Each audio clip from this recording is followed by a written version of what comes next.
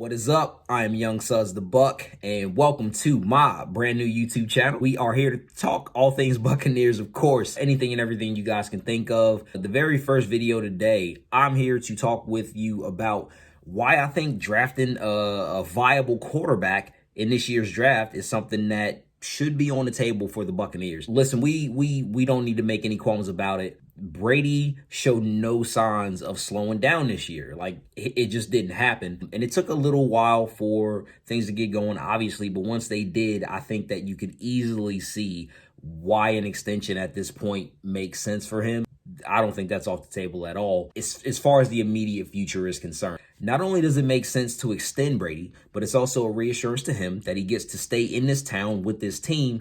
And it's also a commitment to the team that you want to keep this winning team together because it allows us to give other money to those free agents who may need it. I think it's a win-win for everybody. I don't think anybody loses in this situation. And I don't foresee Brady just falling off a cliff based on what we have seen the latter part of the year. Now, when I say that, Brady's age does have to be factored in. You do have to factor that in. And Brady can't take this as a slap in the face. If the right quarterback is there at 32, and this is a player who is high enough on their board, everything else checks out as far as what type of player he is, what type of person he is, all on and off the field. And not only that, but the projection and the production is already there. I think you really have to kind of seriously consider taking a quarterback at 32. Obviously, the player has to be warranted, especially, this is the thing, if there are other positions that we may need at this point, which there are, and stay tuned for that video. But if there are other positions that we need, but the evaluation of who was on the board at that time really doesn't match up, and the quarterback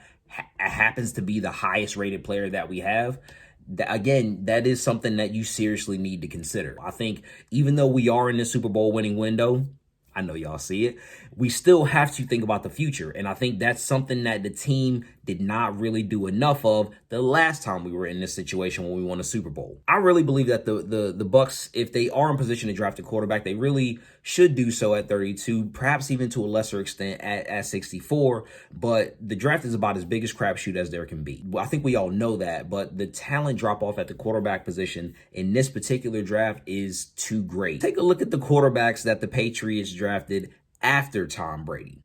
Do any of those quarterbacks look viable to y'all?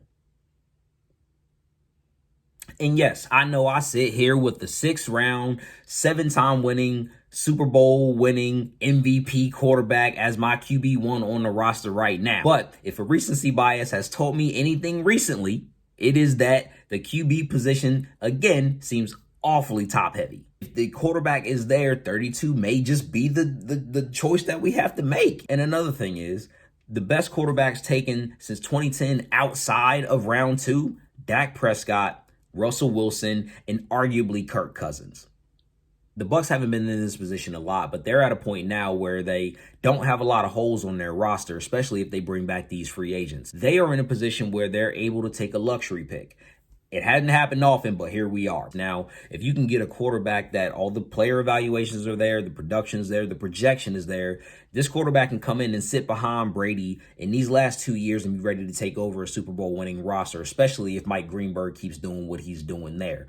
Jason Light keeps doing what he's doing there. So I really like what those guys are doing, and I really think that they can keep the roster together. So if you can get a young guy to really sit behind Brady, Brady knows this is his window, be it 2 or 3 years. You actually get a guy to do what the last great quarterback, I think, to really do this, and Aaron Rodgers, to sit behind somebody and then take the reins. I really think that this could work. It's just a situation that could be ripe for success after the Brady era, whenever that may be. But for right now, I think if this young quarterback potentially could come in, sit behind, be in this winning atmosphere, see how much fun those guys are having, it could bode well years into the future, man. You can't quantify it. You really can't quantify it. So in the end, in the very least, I think it's an argument that should be on the table for the Bucs if the right player was there.